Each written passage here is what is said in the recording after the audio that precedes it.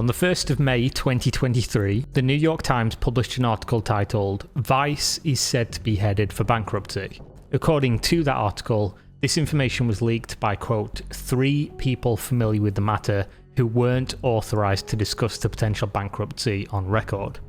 Exactly 2 weeks after the New York Times report, the digital news media giant would indeed file for bankruptcy. Additional reporting was that the once multi-billion-dollar company had spent the past few months frantically trying to find money to keep the lights on, mostly in the form of an outright sale of the business.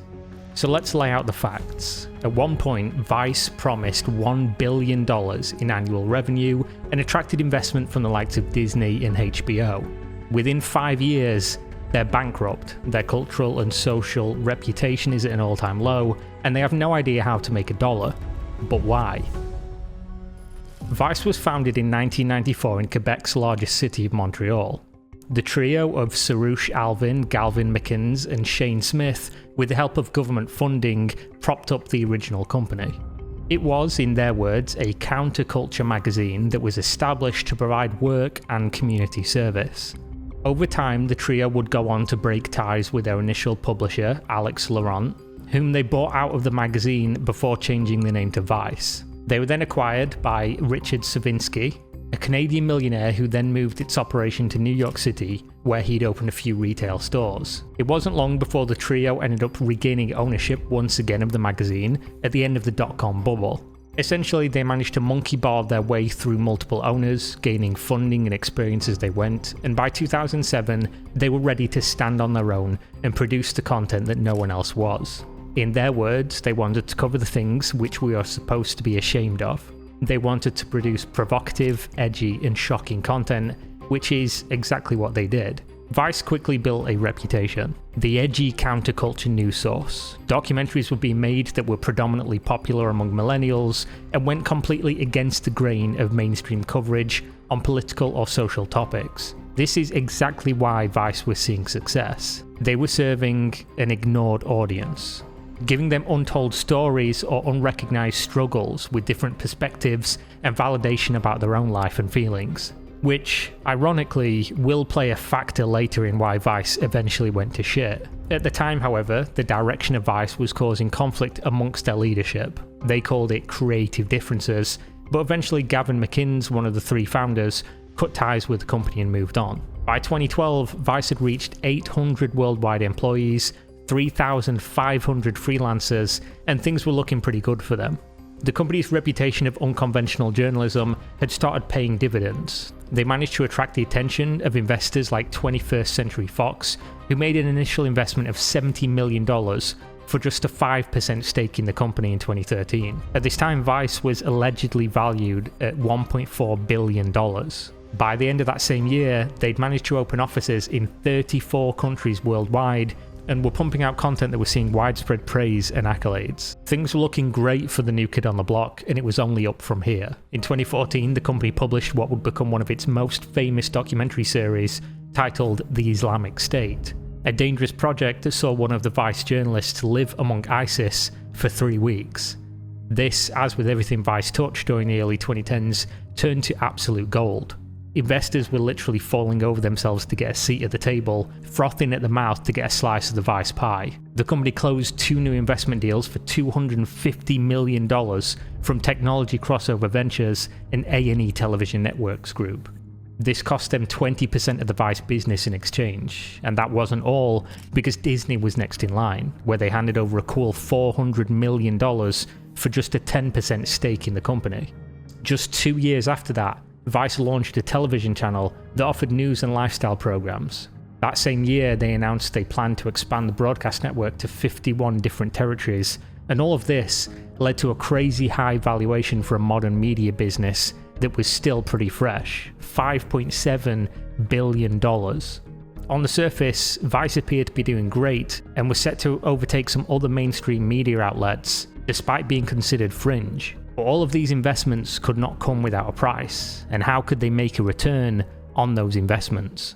While Vice during this time was still making great content and attracting a mostly younger audience from across the globe, they were running headfirst into the world of monetization. To quote one analyst, Vice had a pitch, We know how to engage young people, but they never found a way to turn that pitch into a business. You see, Vice had made a grave miscalculation in their business plan. Unlike legacy media, which includes the likes of Fox and HBO, which have several ways to make money, Vice was what some would call a one-trick pony. Despite their reach, the sort of content they produced was oftentimes not family-friendly, in fact most of the time, and it was audience inappropriate, which I can tell you as a YouTuber is not a good business model. If advertisers wouldn't want their product shown next to your content is then not going to earn money. Vice's documentaries, despite seeing millions, tens of millions of views, were not earning a substantial return. And everybody knows that websites running ads as well, limited ads in their case, is not going to earn anywhere near as much as Vice would need to continue the business. If this was a small team still, a small company, they would likely not only to be able to sustain this model, but also thrive. For thousands of employees, over 30 physical offices, and all the overhead that comes with, absolutely not even close. Vice was now between a rock and a hard place. They'd built their brand on edgy content, which is a double-edged sword. They were popular with an audience who gave them absolutely nothing except exposure, and unpopular with advertisers due to the content they produced to gain such popularity. Vice was also mistaken to think that their company would scale in a way that's similar to tech giants like Facebook and YouTube. This was simply far-fetched. YouTube is a platform, Facebook is a platform. Almost all the Vice business was built and hosted on other people's platforms such as YouTube and Facebook. This made the company an even riskier investment and entirely reliant on these businesses and their monetization guidelines. After all, a simple tweak to the algorithm, demonetizing the channel entirely, or any number of other issues could send a massive portion of Vice's business to the abyss, never to return. Secondly, unlike tech platforms that would scale without hiring more employees due to the actual technology, journalism is a totally different business. In order to keep your audience engaged, to tell more stories, you need to keep making content, which means more employees, more resources for those employees, and that means more and more money. They had a niche audience that, while large, couldn't grow without doing one of two things. Heading more towards the center of coverage, essentially becoming safer and also able to sell ads due to that, or dumping exponential resources into the pot in the hopes they continue to reach more people over time, and then somehow monetize those people. For a while, they decided for option 2, to not compromise on what they were doing, and with such a method, they needed a way to monetize their current audience directly, which, as we all know, getting people to pay for a product that they've known as free the entire time is an almost impossible task. With limited advertiser dollars and no way to directly monetize these viewers, Vice had little choice but to compromise on their business, and once you do that, it's the beginning of the end, whether you know it or not. If you just start out as something, people know what to expect, but when you change completely, people will feel betrayed, inevitably. Vice had become the go-to place for uncensored journalism. They produced on-the-ground content featuring topics that the mainstream media would not talk about, or with perspectives they wouldn't or couldn't share. Stories from places you might never visit, a reality of life for people you could never know. Wild, weird, shocking, gritty, they had a bit of everything. Like this video in which a Vice journalist breaks laws in front of British police to see their reaction, and this one where Ryan Duffy goes to Colombia looking for a drug which they claim to be so potent would strip one of their own free will. They had numerous videos covering wars with a human perspective on the ground with real people on both sides, and this is the type of content the Vice's audience would eagerly tune in for. It's what set them apart from everything else out there. According to one article, quote, "There was really no other game in town in terms of this type of reporting with anywhere near the reach that Vice had. The outlet was at its best when it produced these independent, on-the-ground, mostly uncensored documentaries about the goings-on in the furthest outposts of the world."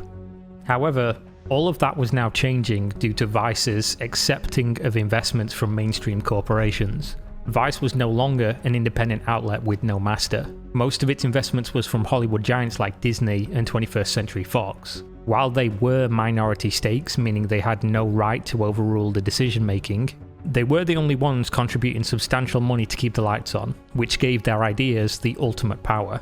These companies are well known for also shoveling propaganda down their audience's throats, and doing so for profit, selling the news instead of telling it. The founders of Vice had, in essence, lost control of the ship, or more accurately, given it up in order to grow the ship's ability to traverse the open ocean.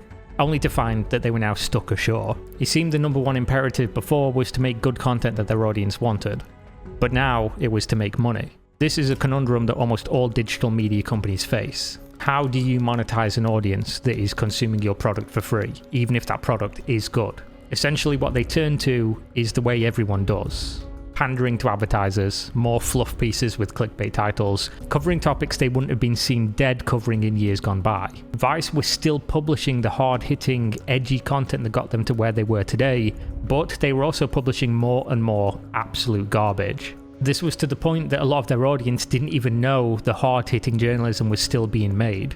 The question of right or wrong for this opinion is irrelevant, because perception is really the only thing that matters. The opinion was that Vice was becoming exactly what their audience hated, exactly what they didn't want them to become and what they said they wouldn't. They were driving away the eyeballs that they couldn't even monetize in order to sell ads to less and less people. If you go on their front page now, you will be faced with topics that Vice viewers and readers would have no interest in. In fact, I can't see an audience who would. This is a multi-year trend that has continued, and while Vice has still produced good work, it's mostly lost amidst the weeds of easy-to-create, cheap and desperate content. But content was only part of the problem.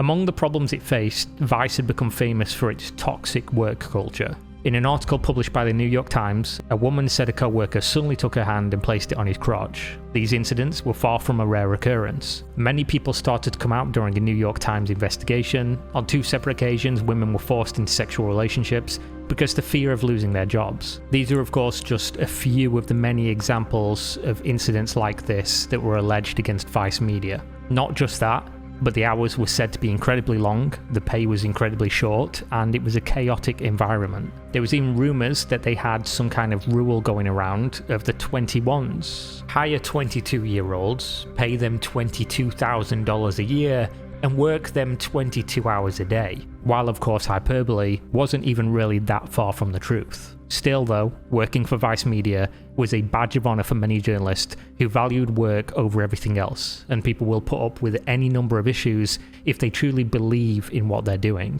Even during this time, Vice was seen as one of the bastions of journalism if you were allowed to do what you actually wanted to do. However, once these dominoes started to fall, seldom can they be stopped. And I'm going to be real with you, of course, the corporate overlords of Vice didn't care about the toxic work culture of the company.